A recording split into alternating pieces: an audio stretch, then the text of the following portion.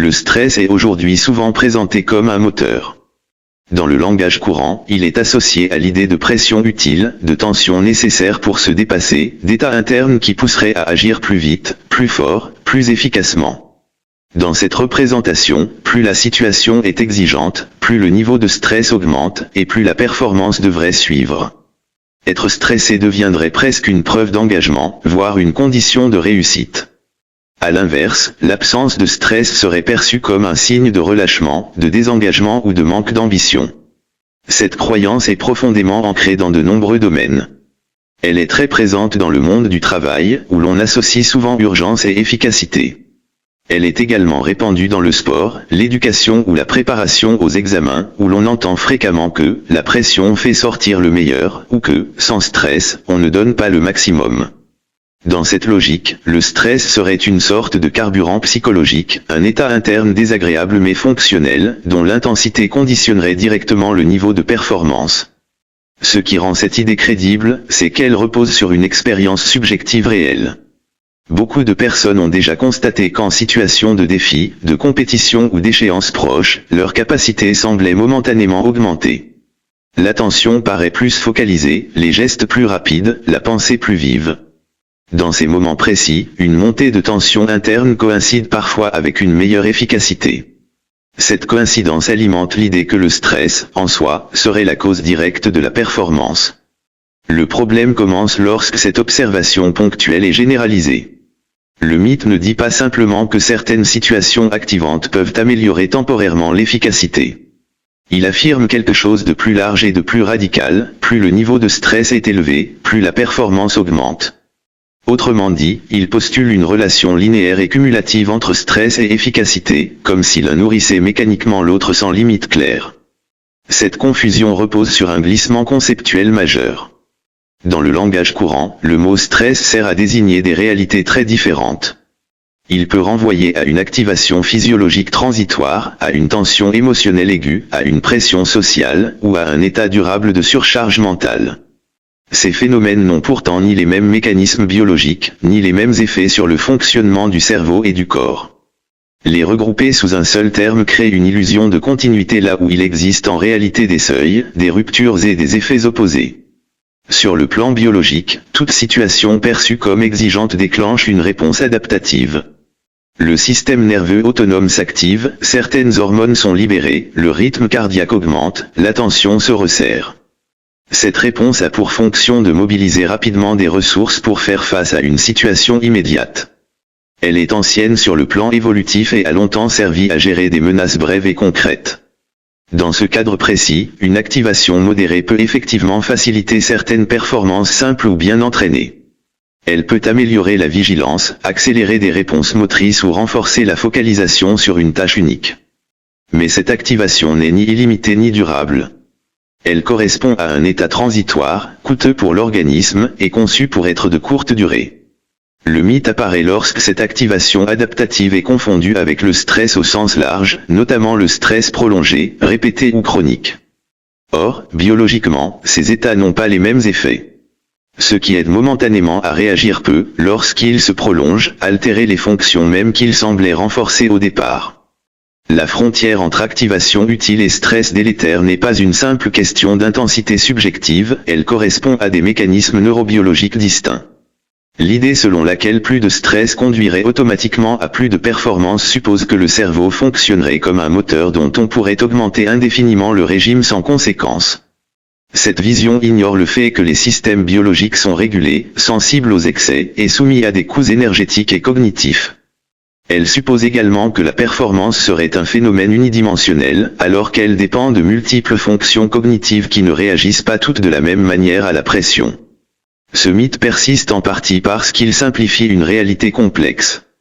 Il offre une explication directe et rassurante: si la performance baisse, c'est qu'il n'y a pas assez de stress, s'il y en a beaucoup, il suffirait de tenir pour réussir. Cette logique évite de questionner la nature des tâches, les conditions de travail, la récupération, ou les limites biologiques individuelles. Elle transforme un signal d'alerte en vertu fonctionnelle. À ce stade, il est essentiel de distinguer clairement ce qui relève d'une activation ponctuelle, nécessaire et limitée, de ce que l'on appelle communément le stress. Confondre ces deux réalités conduit à attribuer au stress des effets qui ne sont ni universels ni durables, et à ignorer les mécanismes par lesquels il finit, au contraire, par dégrader la performance cognitive et physiologique. Lorsque l'on parle de stress sur le plan scientifique, il ne s'agit pas d'un simple ressenti subjectif, mais d'un ensemble de réponses biologiques coordonnées. L'un des acteurs centraux de cette réponse est le cortisol, une hormone produite par les glandes surrénales. Sa libération est déclenchée lorsque le cerveau évalue une situation comme exigeante, incertaine ou potentiellement menaçante. Le cortisol a pour fonction principale de rendre de l'énergie disponible rapidement. Il augmente la libération de glucose, modifie le fonctionnement du système immunitaire et influence directement l'activité de nombreuses régions cérébrales. À court terme, cette réponse est adaptative. Elle permet de mobiliser l'organisme pour faire face à une contrainte immédiate. Cependant, le cortisol n'a jamais été conçu pour rester élevé durablement. Son action est régulée par des boucles de rétrocontrôle précises, destinées à ramener l'organisme à un état d'équilibre une fois la situation passée. Lorsque cette régulation fonctionne, l'activation est transitoire et les systèmes cognitifs retrouvent rapidement leur fonctionnement habituel. Le problème apparaît lorsque cette activation devient fréquente, prolongée ou constante. Dans ce cas, on ne parle plus d'une simple réponse adaptative, mais d'un stress chronique. Sur le plan neurobiologique, cet état modifie profondément le fonctionnement du cerveau. Le cortisol agit directement sur des structures clés impliquées dans la mémoire, l'attention, la prise de décision et la régulation émotionnelle. Ces structures possèdent de nombreux récepteurs aux glucocorticoïdes, ce qui les rend particulièrement sensibles à une exposition prolongée. L'hippocampe, par exemple, joue un rôle central dans la mémoire et l'orientation temporelle. Une exposition répétée à des niveaux élevés de cortisol est associée à une diminution de la plasticité synaptique dans cette région. Autrement dit, la capacité à former, consolider et récupérer des souvenirs est progressivement altérée. Cette altération n'est pas immédiate, ce qui contribue à l'illusion initiale d'efficacité. Les effets délétères apparaissent avec le temps, souvent de manière insidieuse. Le cortex préfrontal, impliqué dans les fonctions exécutives, est lui aussi particulièrement sensible au stress prolongé. Cette région permet de planifier, d'inhiber des réponses inadaptées, de maintenir l'attention sur des tâches complexes et de prendre des décisions nuancées. Or, sous l'effet d'un stress chronique, son fonctionnement devient moins efficace. L'activité se déplace vers des circuits plus automatiques, plus rapides, mais aussi plus rigides. La pensée devient moins flexible, la capacité d'adaptation diminue, et les erreurs augmentent, en particulier dans les situations complexes ou nouvelles. Ce point est fondamental pour comprendre pourquoi le mythe persiste. Dans certaines tâches simples, répétitives ou fortement automatisées, une activation élevée peut donner l'impression d'une meilleure performance. Les réponses rapides et stéréotypées sont favorisées. En revanche, dès que la tâche exige de la créativité, de la mémoire de travail, du raisonnement abstrait ou de la prise de recul, cette même activation devient un handicap. La performance ne s'effondre pas brutalement, mais elle se rigidifie et se fragilise.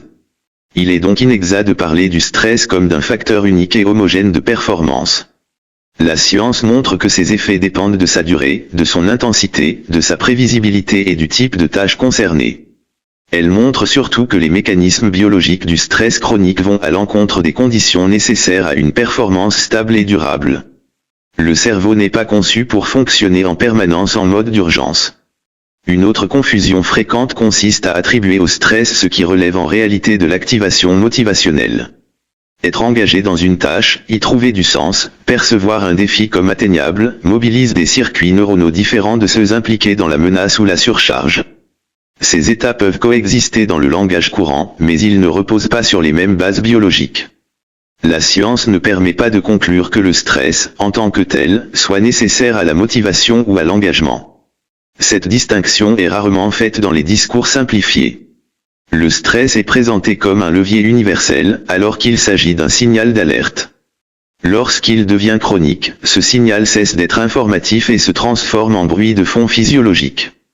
À ce stade, l'organisme ne gagne plus en efficacité, il compense, il s'épuise et il perd en précision. La relation entre stress et performance n'est donc ni linéaire ni cumulative. Elle est conditionnelle, limitée et dépendante du contexte. Ignorer cette réalité conduit à surestimer les bénéfices du stress et à sous-estimer ses coûts cognitifs et biologiques. C'est précisément cette simplification excessive qui alimente le mythe selon lequel plus de stress conduirait mécaniquement à plus de performance. L'une des raisons pour lesquelles cette idée reste si répandue tient au fait que les effets négatifs du stress ne sont pas toujours immédiatement visibles. Contrairement à une blessure physique, ils ne produisent pas un signal brutal et identifiable. Ils s'installent progressivement, en modifiant des équilibres internes que l'on attribue souvent à autre chose, fatigue, manque de concentration, irritabilité, baisse de motivation. Le stress est alors perçu comme un contexte inévitable plutôt que comme une variable active du problème. Sur le plan expérimental, les données sont pourtant cohérentes. Lorsque l'on mesure la performance dans le temps, on observe que l'exposition répétée à des niveaux élevés de stress entraîne une dégradation progressive des fonctions cognitives supérieures. L'attention devient plus instable, la mémoire de travail se sature plus rapidement, et la capacité à intégrer plusieurs informations simultanément diminue.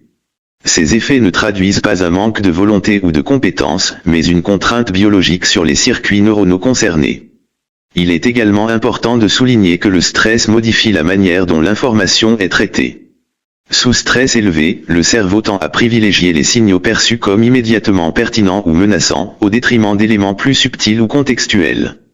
Cette focalisation étroite peut être utile dans des situations d'urgence simples, mais elle devient problématique dans des environnements complexes où la performance dépend de la capacité à intégrer des informations multiples, parfois contradictoires. Ce biais attentionnel explique en partie pourquoi des individus très stressés peuvent donner l'impression d'être efficaces à court terme, tout en commettant davantage d'erreurs de fond. Les tâches sont réalisées plus vite, mais avec moins de recul.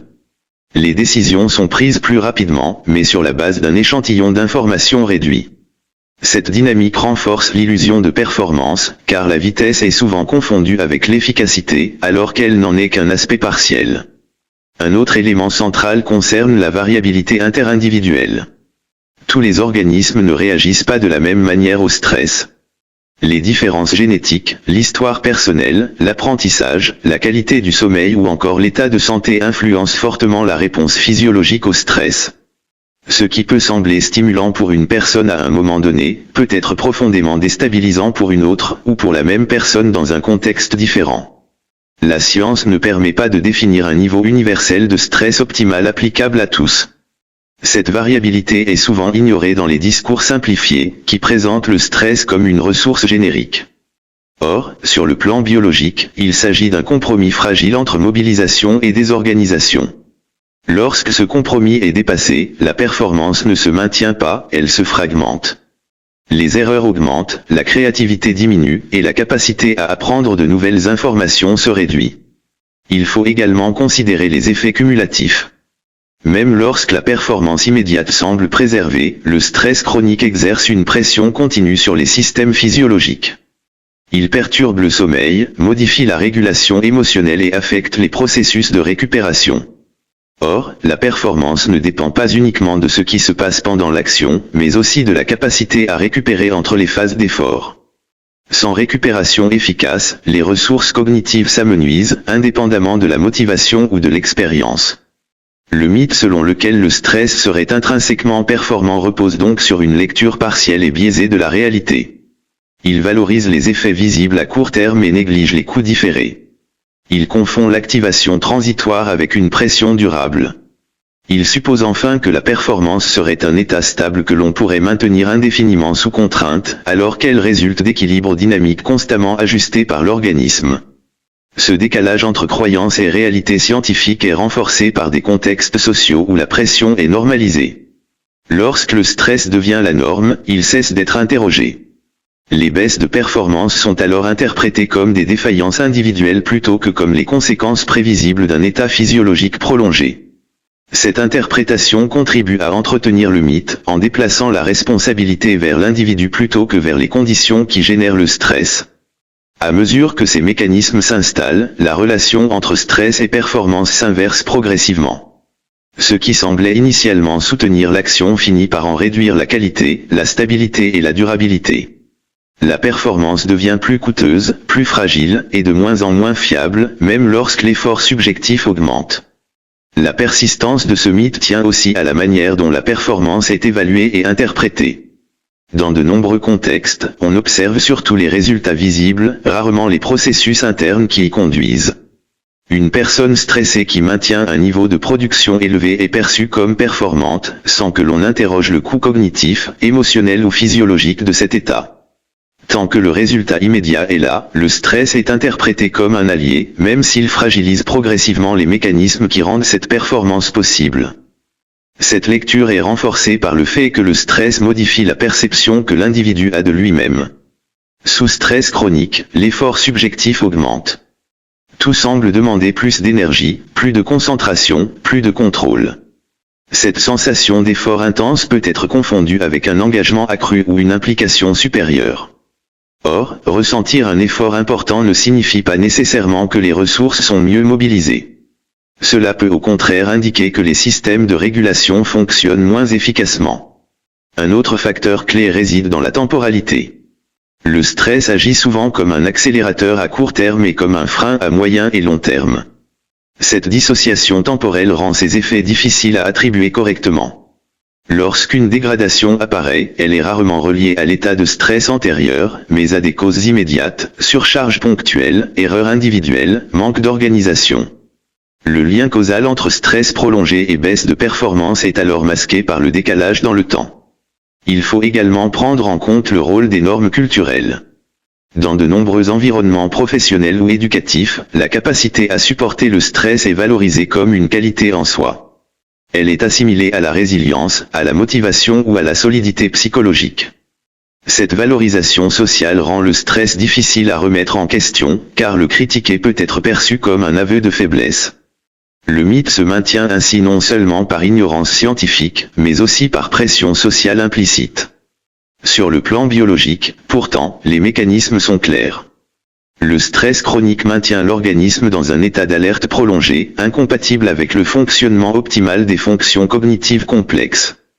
La régulation fine de l'attention, l'intégration d'informations multiples, l'apprentissage à long terme et la prise de décisions nuancées, nécessitent des conditions internes stables.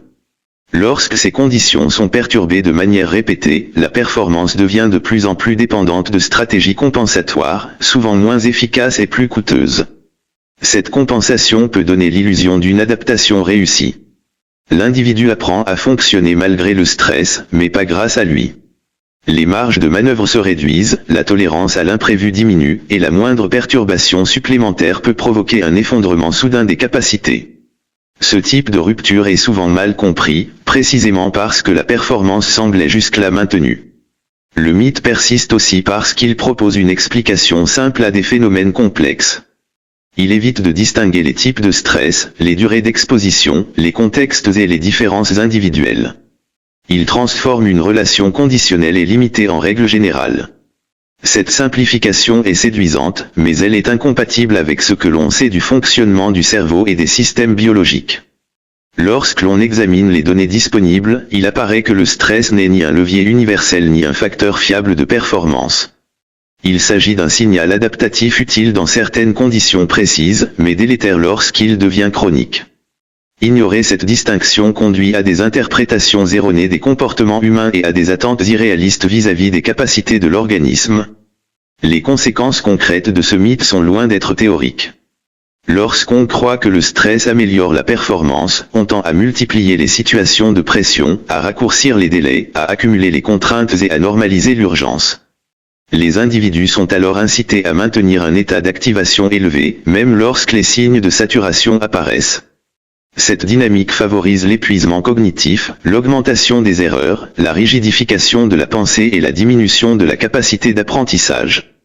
Elle conduit également à une confusion durable entre efficacité réelle et simple maintien sous contrainte, avec des effets mesurables sur la qualité du travail, la santé et la stabilité des performances dans le temps.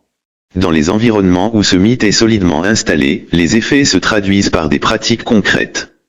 La charge mentale augmente, les temps de récupération se réduisent, et la pression devient un mode de fonctionnement ordinaire. Les individus apprennent à considérer l'état de tension comme normal, voire souhaitable. Or, cette normalisation modifie profondément la relation au travail, à l'apprentissage et à l'effort cognitif. Sur le plan individuel, la première conséquence est une dégradation progressive de la qualité de la performance. Les tâches sont accomplies, mais avec moins de finesse, moins de créativité et moins de capacité d'anticipation. Les erreurs ne disparaissent pas, elles changent de nature. Elles deviennent plus systématiques, plus liées à des automatismes mal ajustés qu'à des oublis ponctuels. La performance paraît stable en surface, mais elle devient plus fragile et moins adaptable. À cela s'ajoute une augmentation de la fatigue cognitive. Lorsque le stress est perçu comme un moteur, les signaux de surcharge sont ignorés ou interprétés comme un manque d'endurance. Les capacités attentionnelles s'épuisent plus vite, la mémoire de travail se sature, et l'effort requis pour maintenir un niveau de performance donné augmente avec le temps. Cette fatigue n'est pas toujours reconnue comme telle, car elle ne correspond pas nécessairement à une baisse immédiate de productivité. Une autre conséquence concerne l'apprentissage. Le stress chronique altère les mécanismes neurobiologiques impliqués dans la consolidation des connaissances. Les informations sont traitées de manière plus superficielle, avec moins de mise en lien et moins de contextualisation. À long terme, cela limite la capacité à progresser, à intégrer de nouvelles compétences et à ajuster ses stratégies. Le mythe conduit ainsi à valoriser la performance immédiate au détriment du développement durable des capacités. Sur le plan collectif, cette croyance favorise des organisations basées sur l'urgence permanente. Les délais raccourcis et les exigences élevées deviennent la norme, non parce qu'elles améliorent réellement la performance, mais parce qu'elles sont censées la stimuler. Dans ces contextes, les difficultés sont souvent attribuées aux individus plutôt qu'aux conditions de fonctionnement. La baisse de qualité, l'augmentation des erreurs ou l'épuisement sont interprétés comme des faiblesses personnelles, renforçant encore la pression. Enfin, ce mythe a des effets directs sur la santé. Le maintien prolongé d'un stress élevé est associé à des troubles du sommeil, à des perturbations émotionnelles et à une vulnérabilité accrue face à diverses pathologies. Ces effets ne sont pas des conséquences secondaires anecdotiques, ils influencent directement la stabilité et la fiabilité de la performance dans le temps. Un organisme soumis en permanence à une contrainte physiologique ne peut pas maintenir indéfiniment un fonctionnement optimal. Ainsi, croire que plus de stress conduit à plus de performance conduit paradoxalement à des environnements où la performance réelle se dégrade. La confusion entre activation ponctuelle et stress chronique transforme un signal adaptatif en contrainte permanente. Les conséquences ne sont ni abstraites ni marginales, elles affectent la qualité du travail, la capacité d'apprentissage, la fiabilité des décisions et la santé globale des individus, tout en entretenant l'illusion que la pression serait la condition même de l'efficacité.